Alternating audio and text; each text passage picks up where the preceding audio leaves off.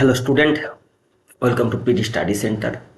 আজকে আমরা আলোচনা করব ক্লাস 12-এর থার্ড সেমিস্টারের হিস্ট্রি সাবজেক্টটি সম্বন্ধে। দেখো, তোমাদের প্রথম যে অধ্যায়টি রয়েছে সেই অধ্যায়ের নাম হলো পর্যটকের দৃষ্টিতে ভারতবর্ষ। এখানে টপিক ধরে ধরে কিন্তু পড়তে হবে, নতুবা আমরা পড়তে পারবো না। যাই হোক, এখানে পর্যটকের দৃষ্টিতে ভারতবর্ষ অর্থাৎ বিভিন্ন পর্যটক ভারতবর্ষে এসেছে এবং তাদের দৃষ্টিতে ভারতবর্ষটা কীরূপ সেই সম্পর্কিত বিষয়গুলি আলোচনা করা হয়েছে এই অধ্যায়ে। দেখো, এখানে ইবন বতুতা, আল-বেরুনি অনেকেই ভারতবর্ষে আসছে, মেগাস্তিনিস, ফাইয়েন, ইয়াংসাং, তাই তো অনেকেই ভারতবর্ষে আসছে। তা আমরা কি করব, দেখো, যখন আমরা ইবন বতুতা সম্বন্ধে পড়বো তখন ইবন বতুতার সমস্ত প্রশ্ন কিন্তু পড়বো। যখন আমরা আল-বেরুনির সম্বন্ধে পড়বো আল-বেরুনির সম্বন্ধে সমস্ত প্রশ্ন পড়বো। যাই হোক, আজকে আমরা আলোচনা করব আল-বেরুনি সম্বন্ধে। দেখো, অধ্যায়টার নাম যেহেতু পর্যটকের দৃষ্টিতে ভারতবর্ষ, অর্থাৎ বিভিন্ন পর্যটক ভারতে এসেছে এবং ভারত সম্পর্কে তারা কি অভিমত প্রকাশ করেছে এবং ভারতে এসে কি কি সমস্যায় পড়েছে এবং ভারতবর্ষের কোন সংস্কৃতি সম্পর্কে ভালো লেগেছে সেই বিষয়গুলি। দেখো, আল-বেরুনি আজকের টপিকটা। আল-বেরুনি জন্মগ্রহণ করেন 973 খ্রিস্টাব্দে পারস্যে। কোথায়? তা আল-বেরুনি কোন দেশ থেকে ভারতে আসেন? পারস্য থেকে। জন্মগ্রহণ করেন কবে? 973 খ্রিস্টাব্দে। এবং ভারতে কবে আসেন? 1017 খ্রিস্টাব্দে। 1017 খ্রিস্টাব্দে আল-বেরুনি ভারতে আসেন। আল-বেরুনি কার শাসনকালে ভারতে আসেন? সুলতান গজনির মাহমুদের শাসনকালে। তা আল-বেরুনি কার সময়কালে ভারতে আসেন? সুলতান গজনির মাহমুদের সময়কালে। আল-বেরুনি ভারতে এসে ভারত ভ্রমণকালে ভারতকে কি নামে অভিহিত করেন? অল হিন্দ। বুঝতে পেরেছ? অল হিন্দ। এবং আল-বেরুনি ভারতে এসে কোন ভাষায় বাধার সম্মুখীন হন? সংস্কৃত ভাষায়। আল-বেরুনি কাদের কাছ থেকে সংস্কৃত ভাষা শেখেন? ভারতীয় ব্রাহ্মণ পণ্ডিতদের কাছ থেকে আল-বেরুনি সংস্কৃত ভাষা শেখেন। আল-বেরুনি ভারত সম্পর্কিত গ্রন্থটির নাম কি? কিতাব উল হিন্দ। কিতাব উল হিন্দ গ্রন্থটি অপর কি নামে পরিচিত?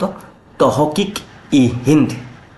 আল-বেরুনি কোন ভাষায় তহকিক ই হিন্দ গ্রন্থটি রচনা করেন? আরবি ভাষায়। পতঞ্জলির মহাভাষ্য আরবি ভাষায় অনুবাদ করেন কে? আল-বেরুনি। আদি বৈদিক যুগে কার উপর ভিত্তি করে বর্ণভেদ ব্যবস্থা করা হতো? গায়ের রং। আল-বেরুনির মত অনুসারে তৎকালীন সমাজ ব্যবস্থায় সমাজে কয়টি বর্ণ ছিল? 4টি বর্ণ ছিল: ব্রাহ্মণ, ক্ষত্রিয়, বৈশ্য এবং শূদ্র। দেখো, আমরা সাধারণত জানি যারা পূজা অর্চনা করে তারা ব্রাহ্মণ। আল-বেরুনিও সেই অভিমত প্রকাশ করেছেন, কিন্তু যারা যুদ্ধবিদ্যা পারদর্শী তাদেরকে ক্ষত্রিয় বলা হয়। কিন্তু আল-বেরুনি এই অভিমত প্রকাশ করেননি। তিনি বলেছেন যারা মূলত গীতা পাঠে অর্থাৎ গীতা পাঠ করে তারাই ক্ষত্রিয়। তা হলো ব্রাহ্মণ, ক্ষত্রিয়, বৈশ্য যারা চাষবাস কৃষিকাজের সঙ্গে যুক্ত থাকে, আমরা যেটা জানি সেটা আল-বেরুনি তাই বলছিল। এবং ব্রাহ্মণ, ক্ষত্রিয়, বৈশ্য এবং শূদ্র এবং উপরিউক্ত 3টি শ্রেণীর সেবায় যারা নিযুক্ত থাকেন তাদেরকে শূদ্র বলা হয়। দেখো, আজকে আমরা আলোচনা করলাম আল-বেরুনি সম্বন্ধে। আল-বেরুনি কোথায় জন্মগ্রহণ করেন? 973 খ্রিস্টাব্দে পারস্যে। তো আল-বেরুনি কোথাকার পর্যটক? পারস্যের পর্যটক। কবে ভারতে আসেন? 1017 খ্রিস্টাব্দে, মানে 1017 খ্রিস্টাব্দে। কোন মানে কার শাসনকালে? সুলতান গজনির মাহমুদ এর শাসনকালে। গজনির মাহমুদের শাসনকালে কি হয় বলতো? আল-বেরুনি ভারতবর্ষে আসে। বুঝতে পেরেছ? আল-বেরুনি ভারতে এসে ভারতকে কি নামে অভিহিত করেন? অল হিন্দ। আল-বেরুনি ভারত সম্পর্কিত গ্রন্থটির নাম কি? কিতাব উল হিন্দ। কিতাব উল হিন্দ গ্রন্থটি অপর কি নামে পরিচিত? তহকিক ই হিন্দ।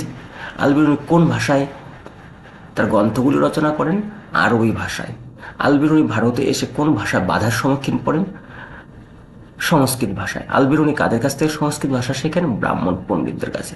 তৎকালীন সমাজ ব্যবস্থায় বর্ণ ব্যবস্থা করা হতো কিভাবে? গায়ের রং দেখে। আলবিরুনির মতে বর্ণ ব্যবস্থা কয়টি স্তর? 4টি। ব্রাহ্মণ, ক্ষত্রিয়, বৈশ্য, শূদ্র।